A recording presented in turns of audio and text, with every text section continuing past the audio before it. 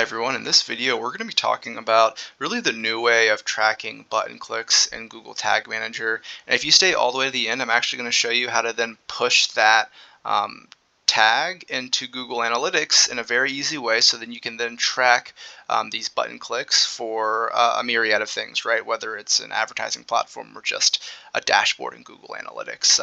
But we can jump right in.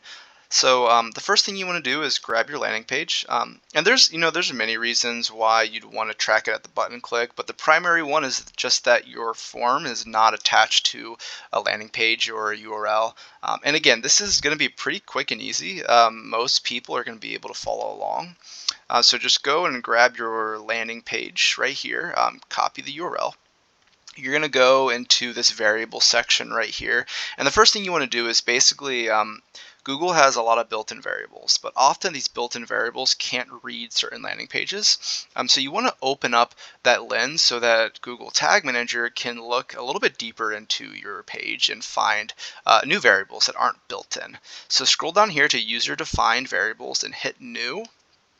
And what you're going to do is you're going to basically hit variable configuration, go to auto event variable, and you're going to select all of these elements, right? Element type, element attribute, and then just, you can hit element and you can label it, auto event variable element. And this is going to basically give, like I mentioned, Google Tag Manager deeper visibility into the specific elements of each form. So I already built these out down here, and so once these are built out, you can scroll back up. You're going to want to hit preview and then drop in your landing page right here that you want to track. And then that's going to populate into a debug mode right here. Okay, so now that that's all loaded up, all the data is coming through, we're going to go right here and just submit like a test lead, just put test. Something simple. We're going to hit this submit button with the hopes that it triggers something, a variable that we can then add as a trigger for our tag. So hit submit, and then we're going to go back to the debug mode and see what happened, right? So when we selected that submit button, it looks like our auto event element text showed submit, element type showed button, and even element class showed a specific class within there, right? So to keep things easy, we're going to use element text and create a trigger that fires every time Google sees an element text that's equal to submit. So go over to Google Tag Manager and go to triggers now, create a new trigger, and go down to all elements, select some elements, and we're going to hit, let's go back, I think it was element text contains submit. And then you're going to add trigger contains submit. Something that you really know what it's trying to add, and then we'll also add just, auto event variable so that we know what this trigger is. So now that the trigger is set up to fire every time it reads the auto event element contains submit, we're going to hit save. Okay, so now that's saved, let's go up to tags. And the tag we ultimately want to fire, I mentioned this earlier, we want a Google Analytics event that fires every single time that button is submitted. So what we're going to do is create a new tag, hit Google Analytics for event, and we need to get this measurement ID. So go to your Google Analytics property and just type in measurement ID, copy it. It's pretty simple. Go back here, drop this in. And then we're going to name this event. So let's just do something simple, right? Like button underscore click, and we'll just say GA4. So we know that this is a specific event we're trying to track in GA4.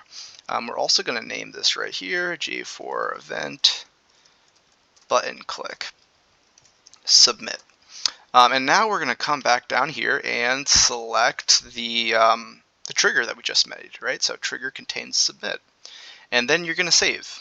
Okay, so once that's saved, before we test this, we're going to go into Google Analytics, because the way GA4 is built now, you actually debug both through Google Tag Manager and through Google Analytics 4.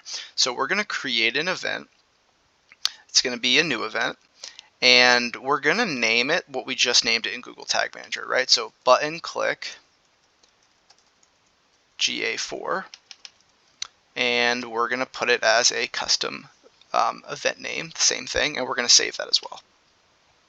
Then we're going to go, now that that's saved, we're going to scroll over here, go down to admin, select debug view. And now we can test this in both Google Analytics and Google Tag Manager. So let's preview this right here. And we're going to test this one more time and see if the data comes through for the button click, right, in the same way that we want it to. So just, again, fill out a form, submit, and see if it fires. So let's go back to Google Tag Manager first. So Google Ads conversion, Google Analytics. Okay, so it looks like it fired. Let's run through it. It did read the submit element text through the trigger, and it fired an event name to Google Analytics. So now let's go to this debug mode to make sure that Google Analytics is reading it in the same way. So it's usually Google Analytics is a little delayed. So let's see if this fires on the next round.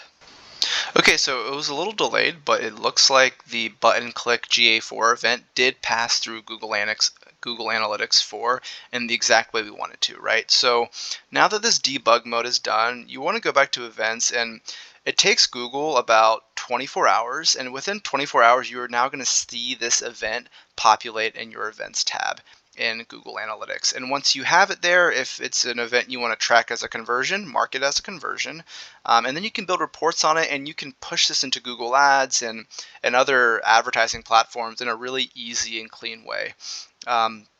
So overall, that is really the new method of tracking button clicks in Google Analytics and in GTM, and it's a really integrated solution, really straightforward.